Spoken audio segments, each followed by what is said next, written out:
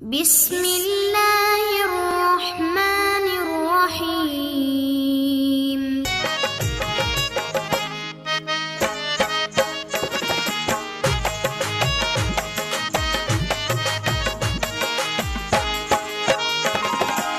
روشنی کے پیکر ہیں، روشنی کے پیکر ہیں، آمنہ کے دامن میں روشنی کے پیکر ہیں، آمنہ کے دامن میں روشنی کے پیکر ہیں، آمنہ کے دامن میں روشنی کے پیکر ہیں، آمنہ کے دامن میں روشنی کے پیکر ہیں، آمنہ کے دامن میں روشنی کے پیکر ہیں، آمنہ کے دامن میں علم کے سمندر ہے، آمنہ کے دامن میں علم کے سمندر ہے، آمنہ کے دامن میں دو جہاں کے رہبر ہیں، آمنہ کے دامن میں دو جہاں کے رہبر ہیں، آمنہ کے دامن میں یہ خدا کے دلبر ہیں، آمنہ کے دامن میں آخری پیمبر ہیں، آخری پیمبر ہیں، آمنہ کے دامن میں آخری پیمبر ہیں، آمنہ کے دامن میں آخری پیمبر ہیں، آمنہ کے دامن میں آخری پیمبر ہیں، آمنہ کے دامن میں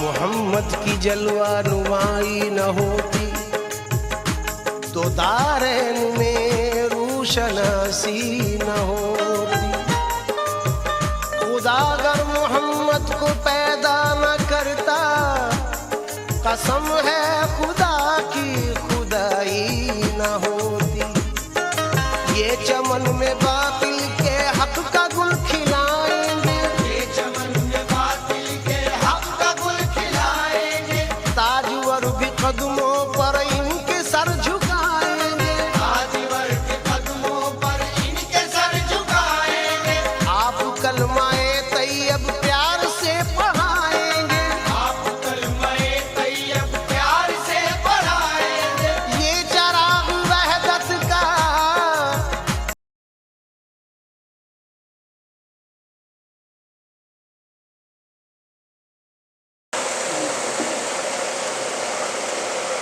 السلام علیکم ورحمۃ اللہ وبرکاتہ۔ الحمد للہ رب العالمین والعاقبۃ للمتقین والصلاة والسلام علی سید الانبیاء والمرسلین وعلی آلہ الطیبین الطاہرین واصحابہ اجمعین، اما بعد فاعوذ باللہ من الشیطان الرجیم، بسم اللہ الرحمن الرحیم، قل جاء الحق وزهق الباطل ان الباطل كان زهوقا، صدق اللہ العظیم وصدق رسوله النبی الامین الکریم، ونحن على ذلك لمن الشاہدین والشاکرین، آمین والحمد للہ رب العالمین۔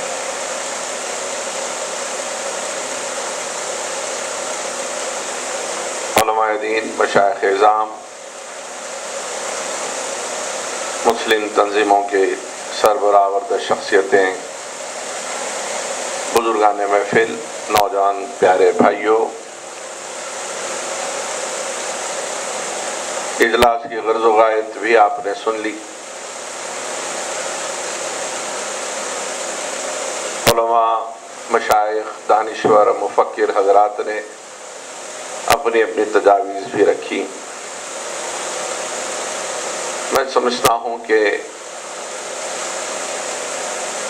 تجاویز کے ہر گوشے پر لوگوں کی نظر جا چکی ہے اور مجھ سے بے بساط اور کوتاہ فکر کے لیے کوئی گوشہ بچا نہیں ہے، الا اس کے کہ میں یہ عرض کر سکوں کہ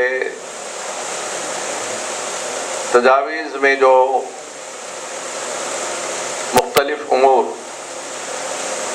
آپ کے گوش گزار کیے گئے ان میں یہ بھی تھا کہ ہماری دفتر قضات کی طرف سے ان کے عقد کے سلسلے میں چھان پٹخ کی جائے. مجھے معلوم ہے کہ میرج سرٹیفکیٹ جب تک ناظر القضات جاری نہیں کرتے ہیں اور پاسپورٹ سے ان ناموں کو ویریفائی یا ٹیلی نہیں کیا جاتا ہے، ان کی تطبیق نہیں ہوتی ہے، اس وقت تک وہ نام یا وہ دستاویز غیر مصدقہ سمجھے جاتے ہیں. دوسری اہم بات یہ ہے کہ ہمارے دستوری قانونی جو فلیکسیبلٹیز لچک ہے اس میں یہ ہے کہ کسی کا نام اگر مسلمان جیسا ہوتا ہے اور وہ پاسپورٹ میں ریلیجن کی جگہ اسلام یا مسلم درج کراتا ہے تو قانوناً اس کو مسلمان سمجھا جاتا ہے. میں یہ بات آپ سے اس لیے عرض کر رہا ہوں کہ ایک زمانے میں بھی قانون کا طالب علم رہ چکا ہوں. جب میں LLB سیکنڈ ایئر میں تھا تو ہم کو مسلم پرسنل لا جو پڑھاتی تھی خاتون انوار العلوم ایوننگ کالج میں، اس کا نام تھا شکنتلا دیوی، اور اس فیکلٹی کی وہ HOD تھی، ہیڈ آف دا ڈپارٹمنٹ. رئیس خان صاحب جو لا کالج کے پرنسپال بھی رہے، HOD بھی رہے، وہ ہم کو لا آف کانٹریکٹس پڑھاتے تھے. لا آف کانٹریکٹس میں لا آف کانٹریکٹ 1 کانٹریکٹ 2 دو الگ الگ پرچے ہوتے ہیں، تو وہ کانٹریکٹ 1 پڑھاتے تھے ہم کو. لیکن ایک کافر خاتون ہم کو پڑھاتی تھی مسلم پرسنل لا.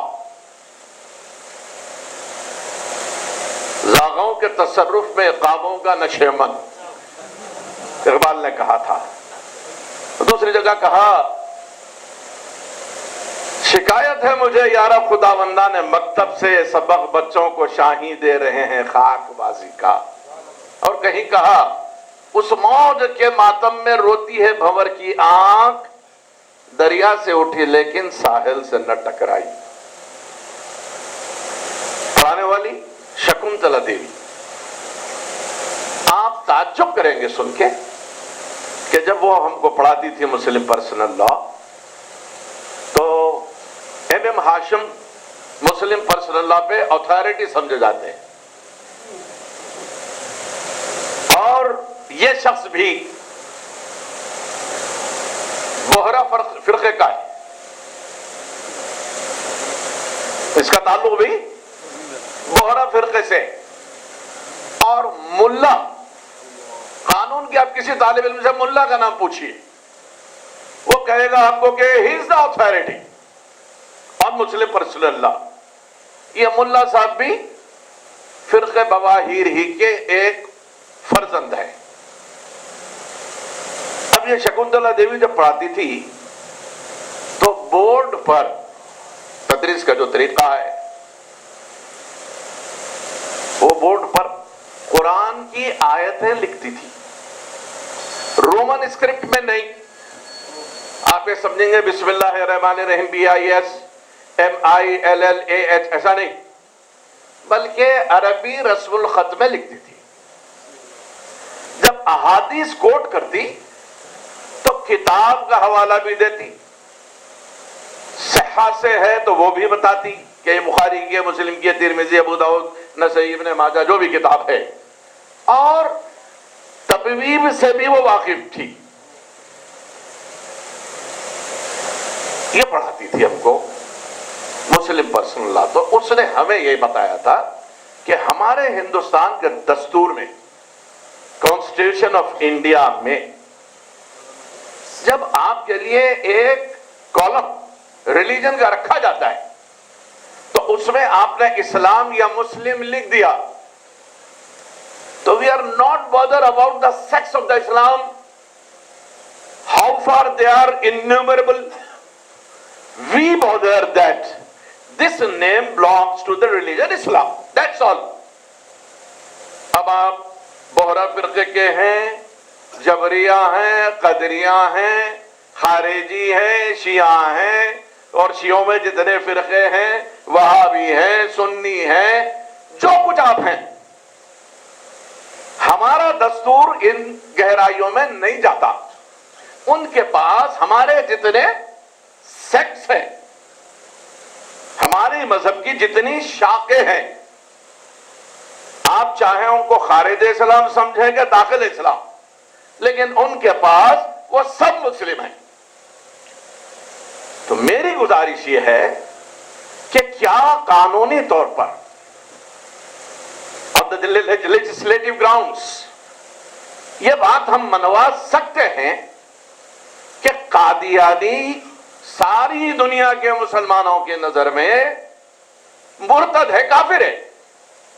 لہذا why should not this sect be expelled from Islam?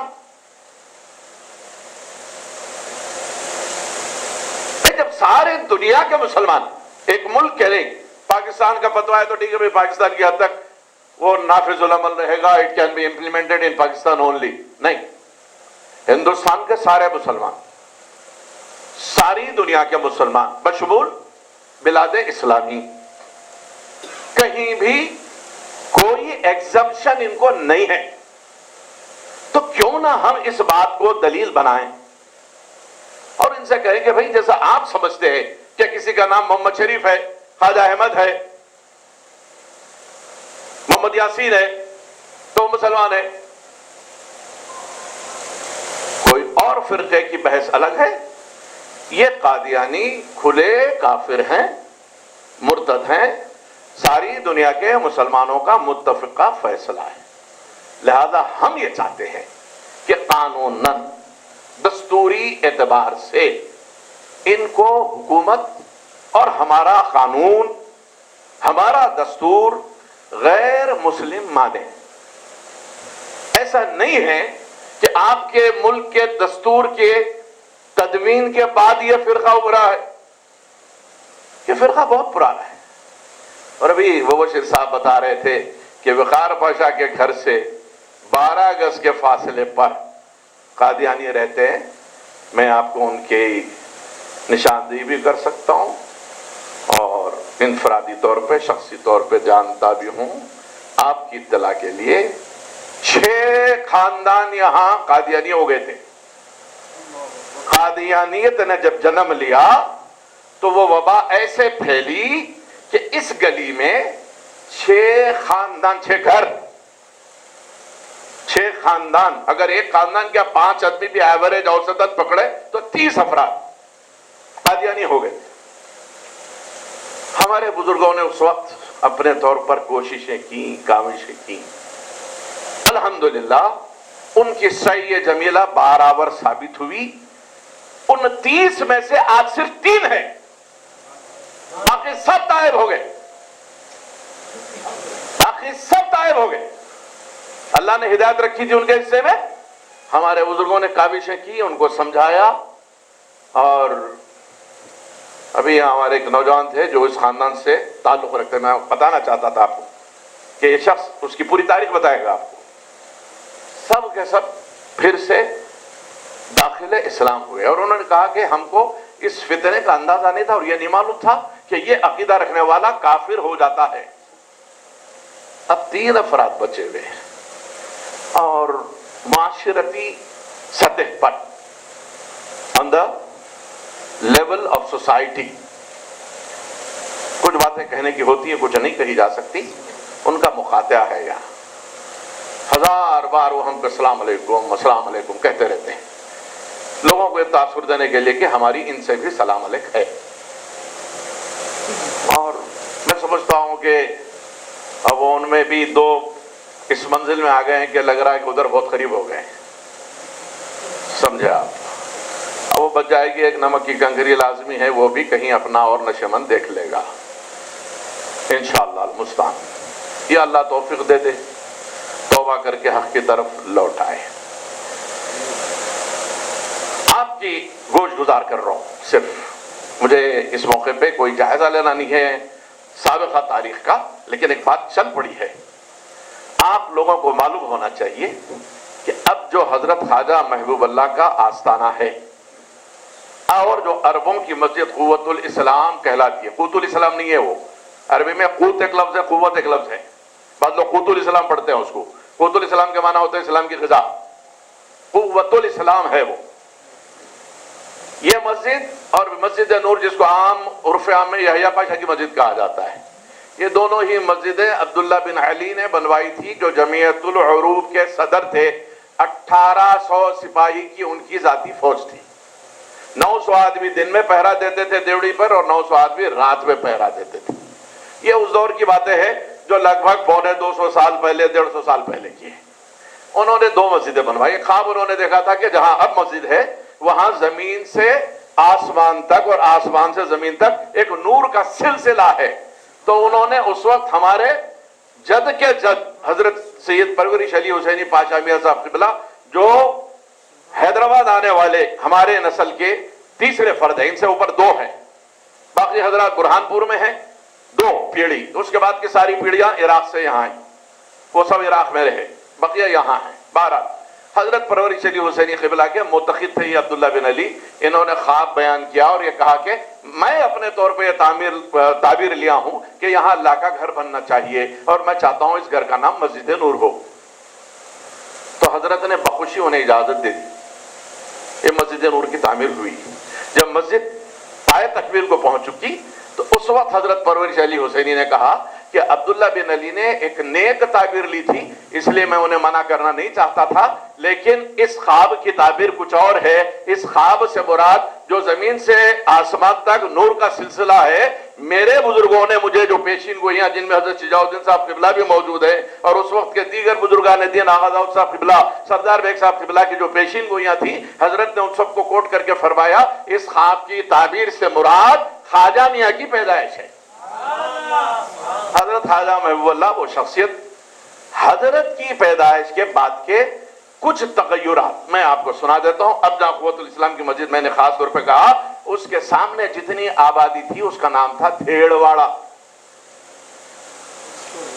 وہ کون سے شنکر تھے صاحب؟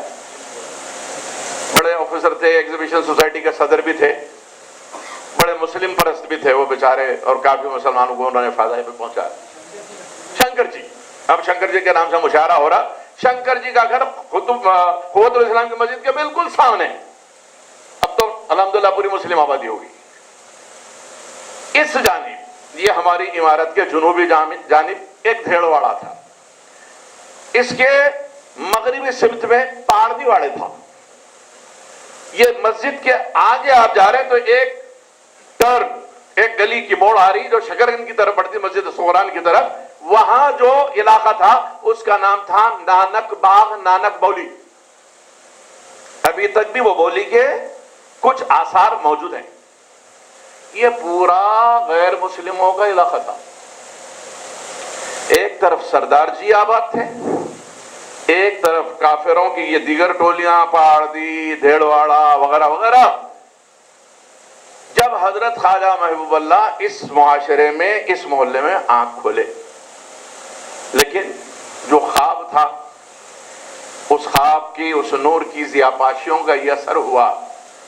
آج آپ سروے کریں تو اس علاقے میں گھس کے لگانے کو کافر نہیں ملتا سوائے ان مرتدین کے۔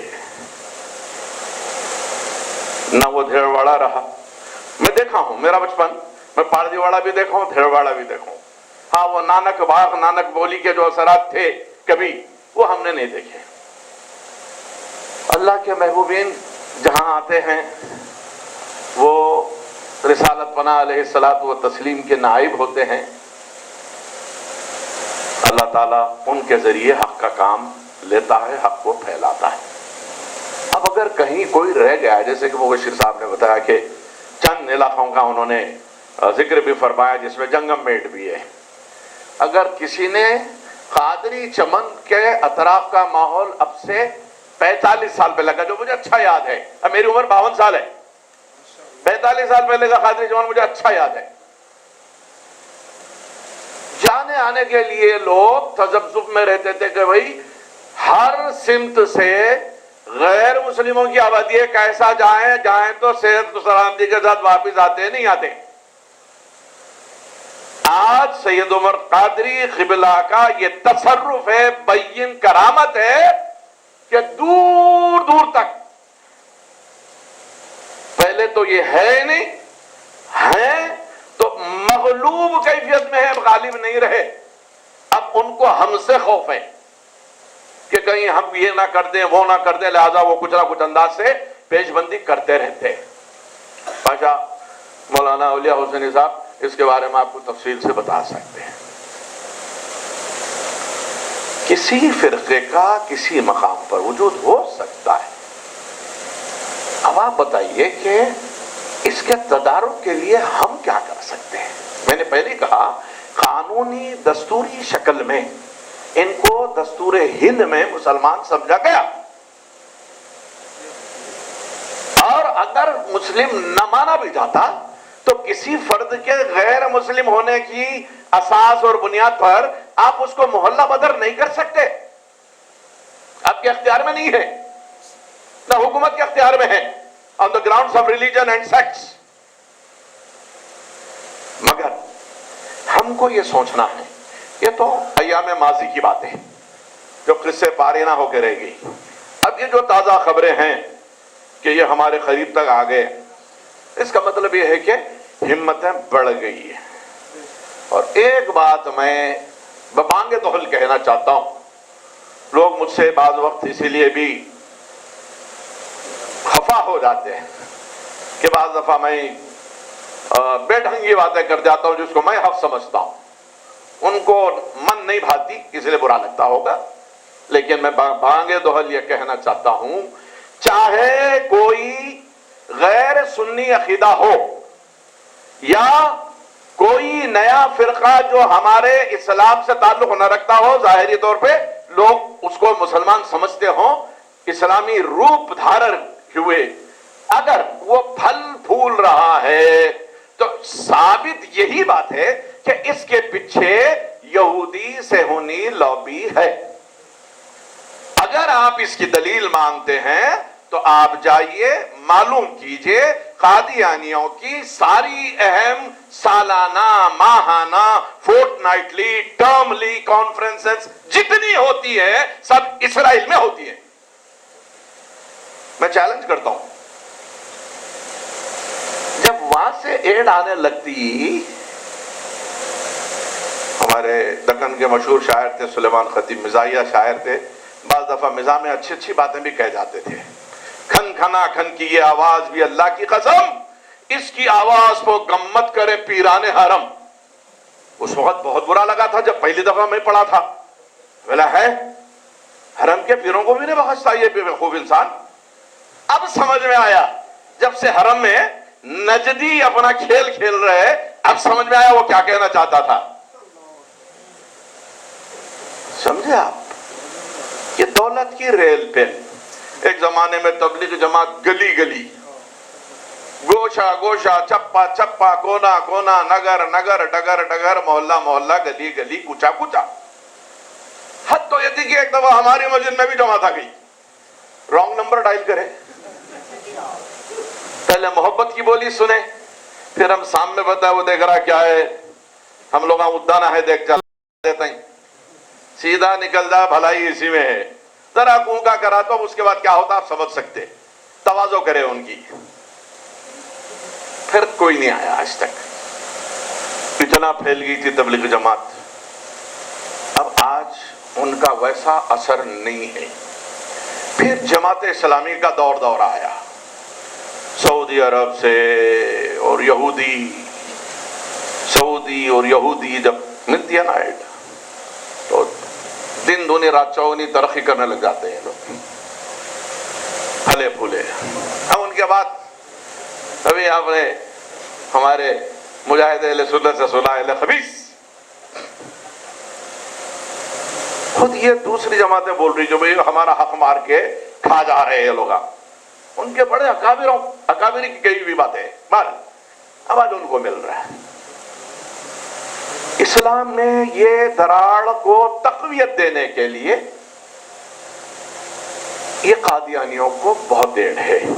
اگر آپ نے نہیں پڑھا ہے تو میں آپ سے گزارش کروں گا 2-2.5 مہینے پہلے رمضان شریف سے کچھ پہلے کے ہندو اخبار میں سلسلہ وار 3 ایشوز میں پڑھا ہوں. میرے پاس ہندو آتا ہے، میں پڑھتا ہوں اردو اخبارات کے ساتھ تھوڑی سی باہر کی دنیا سے باخبری کے لیے انگریزی اخبار بھی پڑھتا ہوں اور ہندو پڑھتا ہوں. مجھے پسند ہے وہ اخبار، اس کی زبان، اس کا نہج پسند ہے مجھے، میں پڑھتا ہوں. اس میں اس نے بتایا تھا کہ اسپین کی 2 بڑی مساجد آج قادیانیوں کے قبضے میں ہیں. یہ تو ہے. ملائیشیا جیسے ملک میں انہوں نے اپنی ایک مسجد بنا لی. انڈونیشیا میں جہاں پچھلے 7-8 سال سے مسلمان اور عیسائی نبرد آزما رہے اور عیسائیت کی تعداد جو کبھی 15-17% تھی اب ان فسادات کے بعد بڑھ کے 35-40% ہو گئی ہے، وہاں پر بھی انہوں نے اپنی مساجد بنا لی. معلوم کیا ہوتا ہے کہ جہاں جہاں سے ہونی لوی جاتی ہے ایسے لوگوں کے قدم جماتی ہے. ان کو ایک ہی مقصد عزیز ہے کہ کسی طریقے سے اسلام کو کمزور کیا جائے، چاہے وہ اسلام کے اندرونی سیکس فرقوں کے ذریعے ہو یا بیرونی سیکس آؤٹر سیکس. اور مجھے آپ کہہ رہے تھے ابھی کچھ بات ہوئی تھی، آپ نے بھی کہا کہ کچھ لوگ کریڈٹ لیتے ہیں، وہ نام بھی آپ نے بتایا، یہ قاسمی وہ فلاں فلاں فلاں. میں تھوڑا سا اس معاملے میں کیا عرض کروں، وہ دارالسلام کے جلسے میں 1000 ہاتھ جوڑا کہ بھائی مجھے تقریر کے لیے مت بلانا، مجبور کرے. پاشا سلامت مولانا اولیاء حسینی صاحب کی محبت اور ان کا اصرار، میں تیار ہو گیا. جب وہاں پہنچا تو بولا بھائی تقریر مت کراؤ، شریک ہو جاتا ہوں، بیٹھ کے چلے جانے دو. بولے نہیں تقریر کرنا ہے. 3 مرتبے ہماری سیاسی قیادت سے میں نے اعتذار کیا، مجھے معاف کر دو بھائی، میں تقریر نہیں کر سکتا اس ماحول میں. کیوں؟ بولا آپ کو یہاں نہیں سمجھا سکتا، یہاں نہیں سمجھا سکتا. یقین جانیے آپ، اگر میں اپنے دل کی آواز اور ضمیر کی آواز کی تقریر وہاں کیا ہوتا تو نہ جانے اسٹیج کا کیا حال ہوتا. میں نے زبان پر روک لگانے کو مصلحت اور حکمت سمجھا. ارے بھائی، جو دروازہ بنایا ہے کسی چور کے آپ کی عمارت میں آنے کے لیے، اور اگر کوئی چور اس دروازے سے داخل ہوتا ہے تو میری نظر میں کریڈٹ چور کو نہیں جائے گا بلکہ دروازہ بنانے والے کو جائے گا. وہ کون تھا دنیا میں پہلا جس نے امکان نبوت پر بحث کی؟ قادیانی تھا. اگر رحمت للعالمین علیہ الصلوۃ والتسلیم کے بعد بھی بفرض محال کوئی نبی آ جاتا ہے تو آپ کی خاتمیت میں فرق نہیں پڑتا. یہ بولنے والے کون ہیں؟ اس نے اپنی کتاب میں لکھا کہ فلاں مولانا نے یہ فتویٰ دیا تھا. اگر کوئی جو بولے تھے وہ میں چھوں، بڑی مشکل ہے. وہاں کارن کچھ باتیں جو وہاں مجھے سمجھ میں آئی تھی میں نے عرض کر دی تھی. جذبات سے بھی کچھ مغلوب تھا، حالات سے بھی کچھ مغلوب تھا، طبیعت کا میلان قطعی نہیں تھا تقریر کی طرف. خیر میرا قصور ہی سمجھا جائے گا کہ جیسی تقریر کی مجھ سے توقع کی گئی تھی میں ویسی تقریر نہیں کر پایا. لیکن آج یہاں اپنے دل کی بات ہوٹھوں تک لاتا ہوں. میری نظر میں دیکھیے حدیث شریف میں ہے ایک شخص نے قتل کیا اور ایک شخص ہے جو قتل کے لیے اس کو اکسایا تھا. حضور ختم مرتبت فرماتے ہیں قاتل کے لیے 70 درجے جہنم کا عذاب ہے. لیکن اگر کسی کے اکساوے پر قتل کیا ہے تو جہنم کے 1 درجے میں ہی نہیں رہے گا, 69 درجے کا عذاب اس کو دیا جائے گا جو قتل کے لیے اکسایا تھا.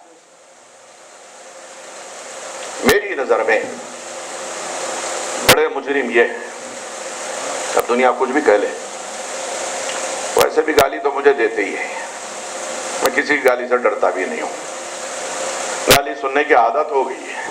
بلکہ کوئی گالی نہیں دیتا ہے تو تعجب ہوتا ہے اور سوچتا ہوں کہ کہیں مجھ میں کمزوری تو نہیں آ گئی. میں کسی کی گالی سے نہیں ڈرتا, سمجھا. اور آپ نے کبھی کہا کہ بھئی یہی لوگ اب پرچم اٹھائے ہوئے ہماری قیادت کر رہے ہیں, لیڈرشپ کے دعوے دار ہیں, اور انہی کے نام سے اخبارات میں مسلسل نیوزز آتی ہیں. ہو سکتا ہے کچھ کام کر رہے ہوں گے, میں انکار بھی نہیں کرتا, کیونکہ میرے پاس کوئی ڈیٹا کلیکشن نہیں ہے. اب تو دنیا جو ہے اسٹیٹسٹیکل فگرز مانگتی ہے کسی بات پر. Data collection is a must. میں اتنا عرض کرتا ہوں کہ جہاں اور باتیں ہیں وہاں ہم قانونی لڑائی سے لڑے. ہمارے حافظ مظفر خان صاحب نے جیسے فرمایا کہ پہلے یہ بات ہم منوانے کی کوشش کریں. بھئی دفتر قضات تو آپ کا ہے, انجمن قضات آپ کی ہے, وقف بورڈ آپ کا ہے, چلیے بسم اللہ یہیں سے کیجئے. وقف بورڈ ہی تو دیتا ہے نا سرٹیفکیٹ. چلیے وقف بورڈ والوں سے ہم پوچھیں. اب ایک سوال ہے کہ تلویث شخصی, disguising the religious character. کل کوئی جیسا بھی آپ نے سنا کہ کوئی مبلغہ ہے اور محمد مجیب الدین ان کے ساتھ ہے, وہ کہتے ہیں کہ نہیں بھائی ہم توبہ کر لیے, ہم اسلام لا لیے وغیرہ وغیرہ, اس فرقے سے ہمارا کوئی تعلق نہیں. تو اب اس کو سرٹیفائی کون کرے؟ کیا ثبوت ہے آپ کے پاس کہ بھئی یہ لوگ اب وہ سابقہ اپنے افکار سے تائب ہو چکے ہیں؟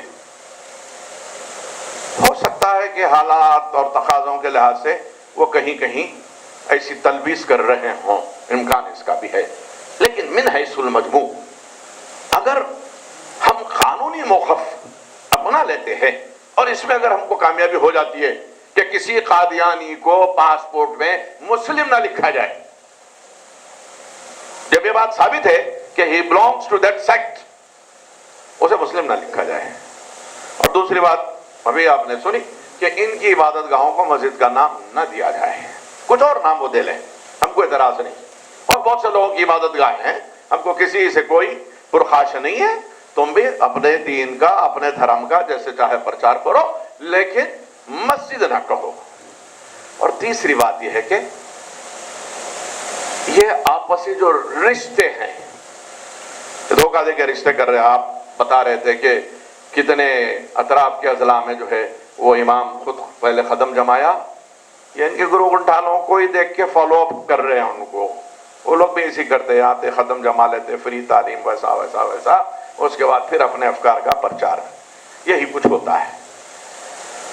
تو کم از کم ہم اپنے عوام کا اتنا شعور بیدار کریں کہ بھائی آپ کسی قادیانی سے قطعی رشتہ نہ کریں, یہ کافر ہے, کھلا مرتد ہے, اس سے ہمارا کوئی لین دین نہیں ہو سکتا. تو اب ہمارے پاس دو طرح کا خطرہ ہے. ایک خطرہ وہ ہے جو ایسا طوفان ہے جو کشتی کے باہر ہے, دوسرا خطرہ اس طوفان کا ہے جو کشتی کے اندر ہے. آپ نے اشاروں کی زبان میں اس کو بیان کر دیا. ہمارے پاس اشارے بولتے ہیں اور تیور بات کرتے ہیں. ہم لوگ بڑے حساس لوگ ہیں. وہ کوئی شاعر کہتا ہے اگر طوفان میں ہو کشتی تو ہو سکتی ہے تدبیریں, اگر کشتی میں ہو طوفان تو پھر کچھ ہو نہیں سکتا. تو سب سے پہلے کشتی کے طوفان کو باہر کرو اور باہر کے طوفان سے فائٹ کریں گے انشاءاللہ. اور لائے عمل کے تعین کے لیے آپ سب حضرات یہاں تشریف فرما ہے. میں پوروں کا بصمیم قلب شکر گزار ہوں. اور مولانا غلام سمدانی علی پائزہ صاحب قادری کی فراغ دلی کا کہ مجھ سے نکمے اور ناپکار کو آج کے اجلاس کے لیے بحیثیت صدر یہ بھاری ذمہ داری میرے کندھوں پہ رکھ کے مجھے مجبور کیا. میں نے کئی مرتبے کل سے اب تک کہا کہ بھائی صدارت مجھے مت دینا, مجھے کہیں بھی اللہ اس کا رسول حاضر و ناظر ہے, مجھے کہیں بھی صدارت کا شوق نہیں رہا. جب جب کہیں کسی اجلاس کی صدارت دی جاتی پہلا معروضہ کرتا ہوں میرا نام نکالو, کسی اور کو رکھو, میں بحیثیت خادم آ جاؤں گا. مجھے صدارتوں کا شوق نہیں ہے. اور کہوں تو بہت سی باتیں ہیں, لوگ سمجھتے ہیں مولانا ہے, ان کو بہت دماغ ہے, ان کو کار ہونا, ان کو یہ ہونا, ان کو وہ ہونا. 1980 سے آج کی تاریخ 2011 تک الحمدللہ بلا ناغہ کہیں نہ کہیں کسی نہ کسی مسجد میں بیان کا سلسلہ ہے. یہ وزیر علی کی مسجد پہلی مسجد تھی جہاں میرے لیے گاڑی کا انتظام کیا گیا, ورنہ میں ساری زندگی اپنی سواری پہ جاتا رہا. اور ہمارے ایک پڑوس ہیں جیلانی قادری صاحب, قادری دودھ گھر وہ چلاتے تھے, اب تو علی ہیں گھر پہ ہیں زیادہ تر. وہ گواہی دیں گے کہ میں جب ان دنوں میں جب اضلاع کے دورے کیا ہوں, آپ کو تعجب ہوگا سن کے, ان کے ساتھ سائیکل پہ ڈبل پھروں بئیں جبہ و دستار. اللہ اس کا رسول گواہ ہے, سائیکل پہ پھروں ڈبل, نظام آباد کے وہ گواہ ہیں.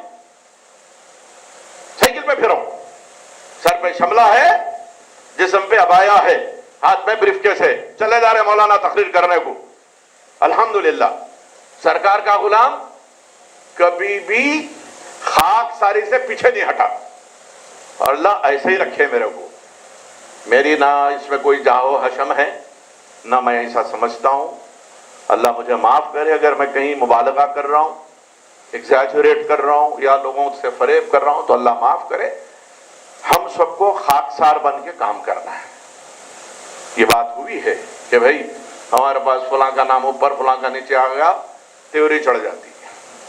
غلطی سے مولانا حضرت نے لکھے, خالی حضرت لکھے, مولانا نے لکھے, مولانا لکھے, حضرت نے لکھے, قبلہ نے لکھے, مدث اللہ لکھے, مدث اللہ لکھے, قبلہ نے لکھے. کتنے تو قبلہ ایسے نہ ان کو قبلہ کے معنی معلوم نہ مدث اللہ کے معنی معلوم. میرے ایسے لوگوں کو مدث اللہ بول کو بول رہے ہیں, میں سن رہا ہوں میرے کانوں سے. بھائی جیسے علماء ہمارے درمیان, خیر میں کسی کی تصدیق نہیں کرنا چاہ رہا ہوں, مگر نام کے ساتھ یہ دم چھلے ضرور ہونا. جلسوں کے پوسٹرز پہلے چھپواتا نہیں میں, لوگ آتے حضرت پوسٹر نہیں چاہیے بابا, پوسٹر آپ کو شوق ہے تو آپ کی مسجد میں اعلان کر لو. اگر کوئی پوسٹر کے لیے اصرار کرا تو میں بولتا ہوں سید محمود صفی اللہ بخار پاشا, آپ کی ڈگری وہ حضرت مولانا ایسا لکھنا بولتے ہیں نا, کچھ نہ کوئی لکھو بابا نبیر یا پاشا, یہی نسبت بہت کافی ہے میرے واسطے. ان کا غلام ہوں, ان کی غلامی پہ ناز ہے. اب لوگ جو ہے اسے نام سے پکار لیے تو بس ہے کہ آستان خواجہ محب اللہ کا خاکسار ہے یا پاشا کے جوتیاں اٹھانے والا ہے. یہ بہت بڑا اعزاز ہے. مگر جیسا یہ بات ہوئی وہ اتنی باتوں پہ ہمارے پاس پیمائشیں ہوتی, ہمارے پیرامیٹرز بدل گئے, سٹینڈرڈز بدل گئے ہیں. میں بھی یہی معروضہ کروں گا کہ اس معاملے میں ہم لوگوں کو پورے عز و انکسار کے ساتھ کام لینا چاہیے. اور میرے برادر یہاں بیٹھے ہوئے ہیں, مولانا اولیاء حسینی مرتضیٰ پاشا, بہت سے لوگوں سے میں نے ان کے بارے میں بھی سنا کہ یہ ہر جگہ یہی بات کہتے رہتے کہ بھائی ہم لوگ مقام مرتبے کی کبھی خواہاں نہیں رہے, بس کام کرنا ہے. بحیثیت ایک خادم کے مجھے شریک کر لیجئے. میں سمجھتا ہوں یہی ہم سب کا پیام ہے. اللہ تعالی ہماری اس فکر کو دوام بخشے اور ہم سے خلوص نیت کے ساتھ انانیت کو پس پشت ڈال کے کام کر رہے کی توفیق عنایت فرمائے, ہم سے کام لے اور ہمارے کام کو مقبول فرمائے. جو کچھ تجاویز سامنے آئی ہیں اس کے سوا بھی اورلی اگر کوئی حضرات کوئی تجویز دینا چاہتے ہیں تو آپ کا استقبال کیا جائے گا. بحیثیت خادم آپ سب کا شکر گزار ہوں کہ اتنی دیر آپ لوگوں نے مجھے برداشت کیا. وصلی اللہ تعالیٰ علی خیر خلق سیدنا محمد و آلہ و صحبہ اجمعین والحمدللہ. السلام علیکم و رحمۃ اللہ وبرکاتہ.